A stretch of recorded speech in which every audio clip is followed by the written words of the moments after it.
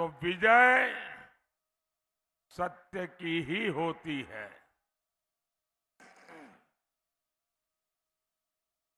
साथियों,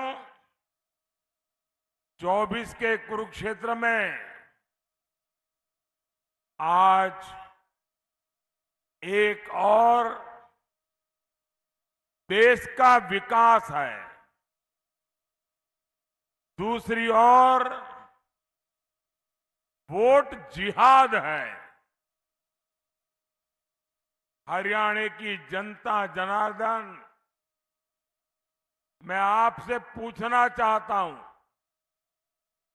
जब एक तरफ विकास की बात है, दूसरी तरफ वोट जिहाद की बात है, तो कौन जीतेगा?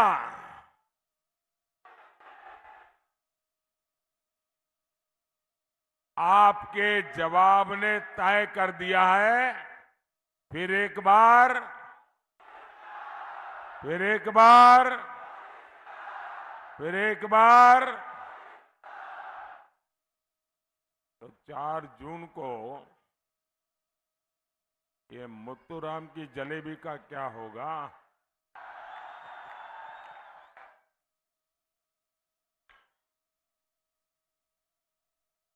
सारी की सारी खाली हो जाएगी।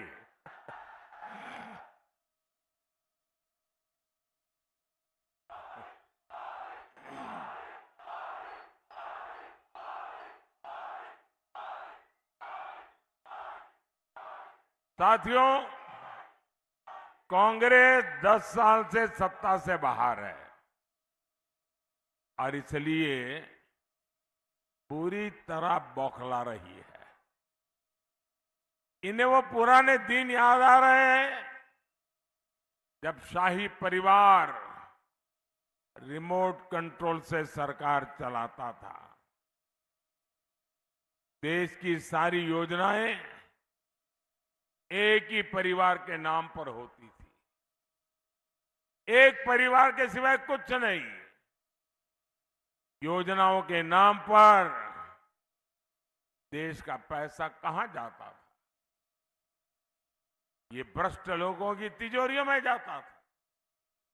कैसे कैसे घोटाले होते थे, करोड़ों के नहीं, हजारों करोड़ के नहीं, लाखों करोड़ रुपए के घोटाले होते।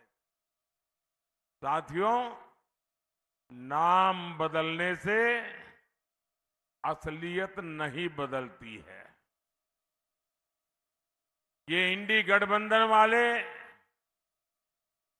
वही भ्रष्टाचारी और घोटालेबाजों की जमात है। इन्हें किसी भी कीमत पर सत्ता चाहिए, और कीमत क्या है? देश की सुरक्षा, देश की स्थिरता, देश का सम्मान। और 5 साल में 5 प्रधानमंत्री, ये इनकी सरकार चलाने का फॉर्मूला है। और कल तो इंडिया अलायंस के एक नेता ने मीडिया वालों को भी बताया कि 5 साल 5 प्रधानमंत्री। अब मुझे बताइए भैया, ये 5 साल 5 प्रधानमंत्री से देश का कुछ भला होगा क्या? ये हर साल नया प्रधानमंत्री आएगा तो क्या करेगा? क्या करेगा? 5 साल में 5 प्रधानमंत्री क्या करेंगे? अरे इनसे जरा पूछिए, ये प्रधानमंत्री का पद क्या हमारे मुत्तूराम की जलेबी है क्या?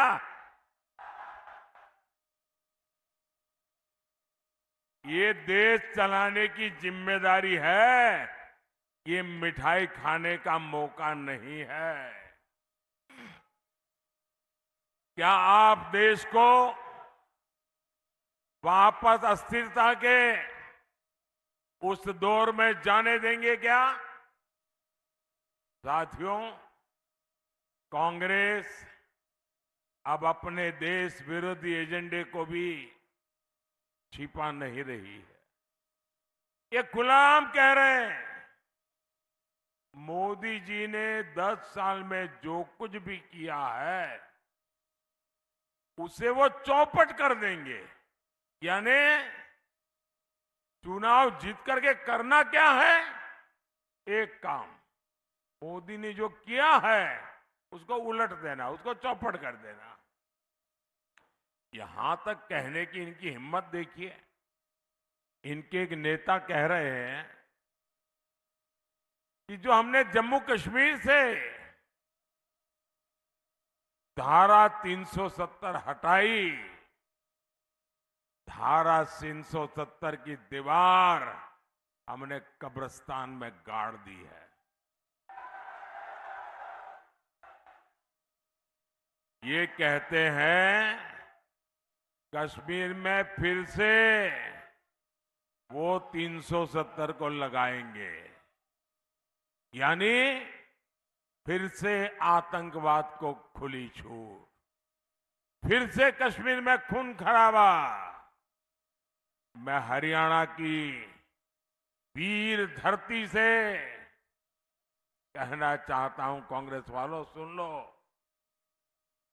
अब कश्मीर में लहराएगा तो केवल हमारा तिरंगा लहराएगा।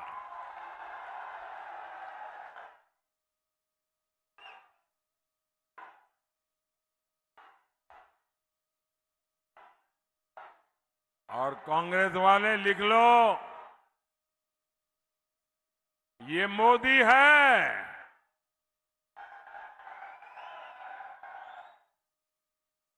ये 370 को वापस लाने के सपने छोड़ दो,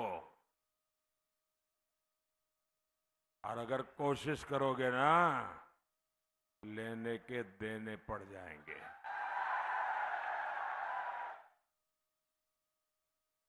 साथियों, आपको याद होगा कांग्रेस के समय हर रोज सीमा पर, बॉर्डर पर फायरिंग होती थी और मीडिया में हमेशा हेडलाइन चलती थी, सीज फायर तोड़ा, सीज फायर तोड़ा, और गिनती होती थी, इतनी बार तोड़ा, इतनी बार तोड़ा। दुश्मन तो वही है, लेकिन हालात बदल गए कि नहीं बदल गए? बदले कि नहीं बदले? ये किसने किया? ये किसने किया? ये हालत किसने बदले? ये गोलियां किसने बंद कराई? ये मोदी ने नहीं, आपके एक वोट ने किया है। आपके एक वोट ने, ये आपके वोट की ताकत है कि दुश्मन की बम बंदूक को भी ताले लग जाते हैं। ये आपके वोट की ताकत है। मोदी ने बस इतना किया, सीमा पर हमारे जो जवान खड़े हैं ना, हमारे हरियाणा के जो छोरे खड़े हैं ना, मोदी ने उनको खुली छूट दे दी। मोदी ने कह दिया, अब गोलियां गिनने की जरूरत नहीं है। और आप देखते हैं, नतीजा आपके सामने है। लेकिन भाइयों बहनों, मोदी के इन फैसलों से कांग्रेस और इंडी गठबंधन का कलेजा फट रहा है। उनसे पाकिस्तान की यह हालत देखी नहीं जा रही है, और इसलिए अब कांग्रेस वाले पाकिस्तान के प्रवक्ता बन गए हैं। पाकिस्तान के प्रवक्ता। और कांग्रेस के नेता कह रहे हैं, उनकी तरफ से भारत को धमकी देते। क्या कहते हैं? हमारे सामने देखकर आंखें खोल कर, चुप रहो, चुप रहो, जरा डरो, डरो, डरो। ये पाकिस्तान के पास परमाणु बम है।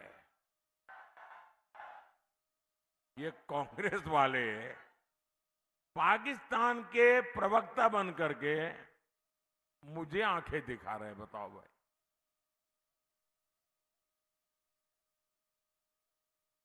इसका मतलब अभी तक वो मोदी को पहचान नहीं पाए हैं।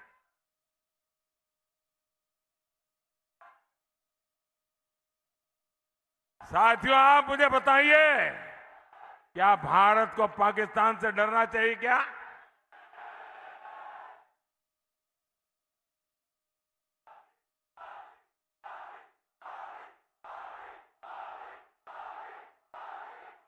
ये मोदी का दौर है। हम घर में घुसकर मारते हैं।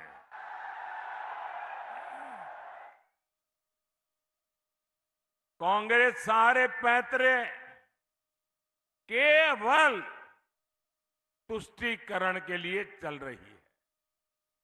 इन्होंने जो घोषणा पत्र बनाया है वो पूरा का पूरा मुस्लिम लीग वाला घोषणा पत्र है।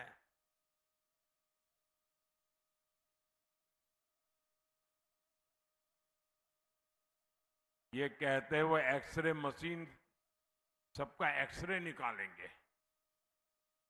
आपके पास जमीन कितनी है, गहने कितने हैं, जमीन जायदाद जांच करवाएंगे, मंगलसूत्र कहाँ है, ये और फिर वो सारी संपत्ति अगर आपकी जरूरत से ज्यादा है तो ये वोट जिहाद वाले हैं ना, उनको बांट देंगे। क्या आप अपनी संपत्ति छीनने देंगे? क्या आपकी संपत्ति पर वोट जिहाद वालों को अधिकार करने देंगे? और कांग्रेस के तो प्रधानमंत्री कह चुके हैं कि इस देश की संपत्ति पर पहला अधिकार मुस्लिमों का है। मोदी कहता है इस देश की संपत्ति पर पहला अधिकार इस देश के गरीबों का है।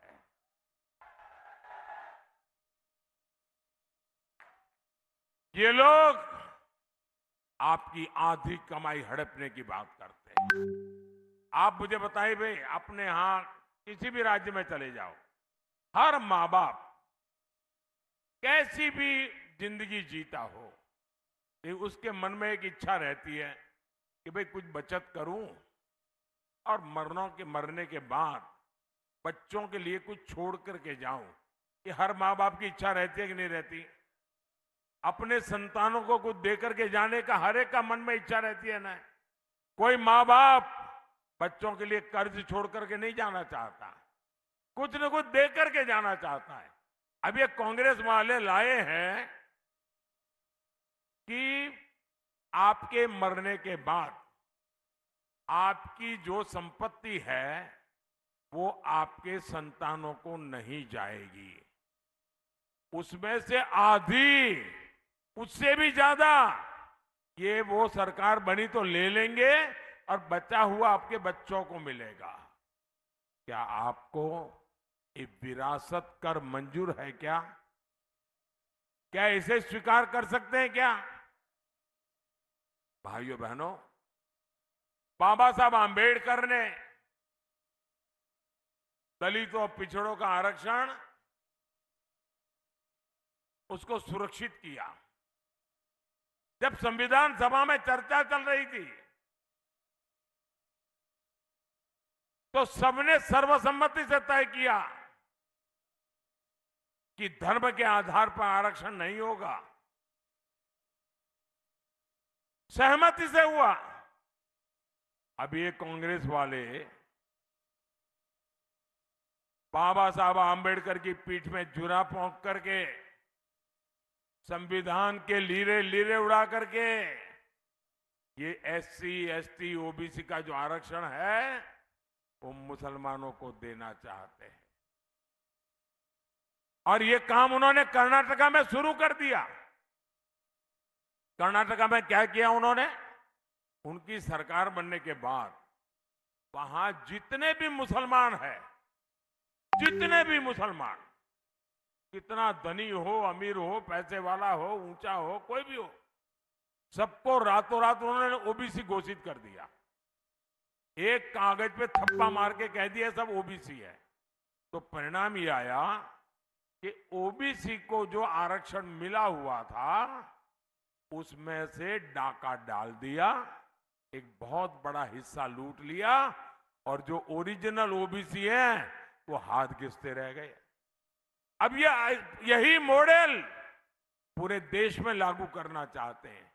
क्या आपको ये मंजूर है? क्या ये होने देंगे? क्या ऐसे लोगों को सरकार में आने देंगे? क्या ऐसे इंडी गठबंधन वालों को हरियाणा में एक भी सीट मिलनी चाहिए? क्या साथियों, इंडी गठबंधन वालों को आपकी भावनाओं की कोई परवाह नहीं है। अब आप देखिए, अयोध्या में 500 साल के इंतजार के बाद प्रभु राम का मंदिर बनाने की प्रतीक्षा पूरी हुई।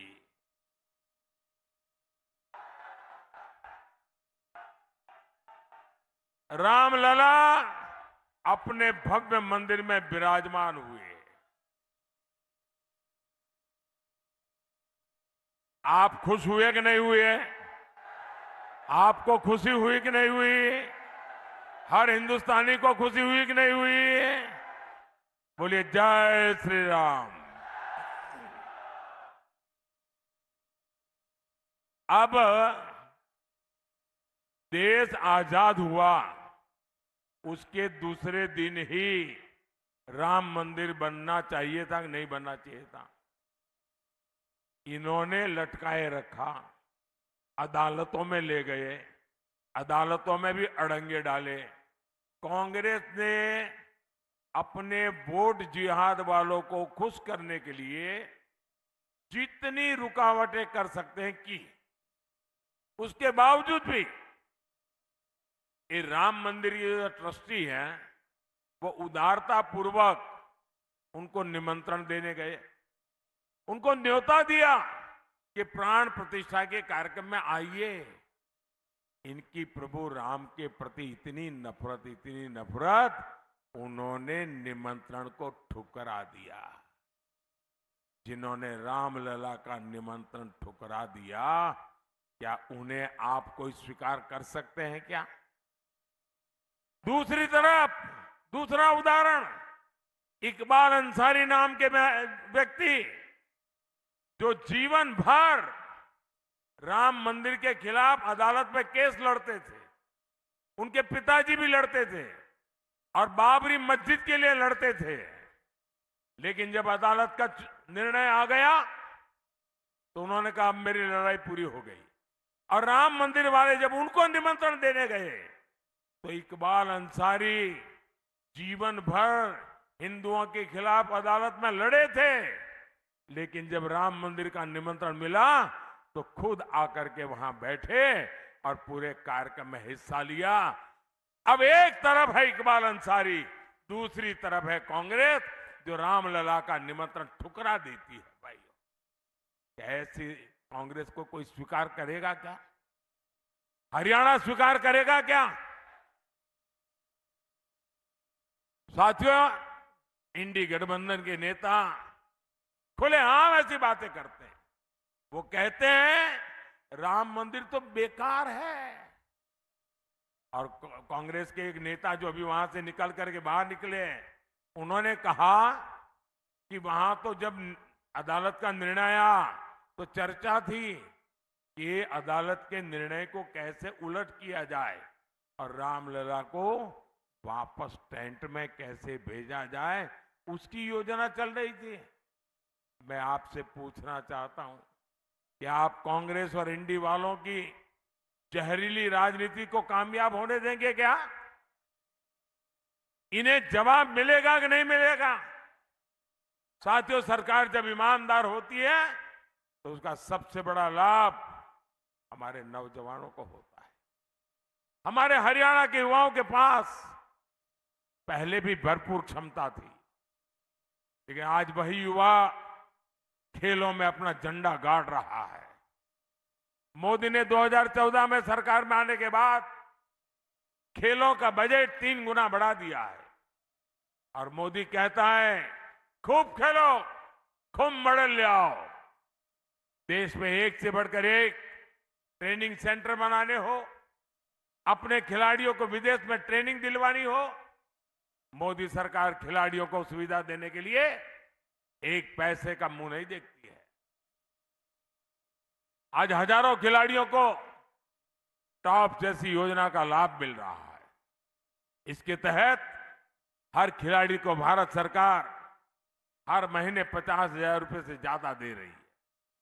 ऐसे ही प्रयासों का नतीजा है ओलंपिक्स में भारत ने अब तक सबसे ज्यादा मेडल जीते हैं।